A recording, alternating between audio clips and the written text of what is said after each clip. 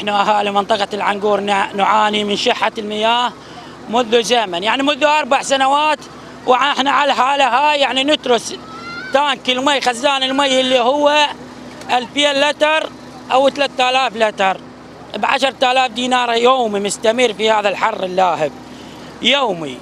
مي مو زين، مو زين مي، اقول لك مو زين، والله مو زين. نشتري الدبه ب 750 و 500 دبه 20 لتر.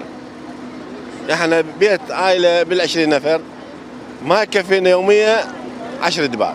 تناكر يجي يوم بالاسبوع، خلينا نقول ما يكفي العنقور. العنقور قريه كبيره 13,000 نسمه، يعني ما يكفيها التنكر. وهذا مو حل، احنا حلنا الوحيد نريد مي وصال بالصوندات، لان الصوندات جاي يعطونا اياها ساعه ما تكفيها المي.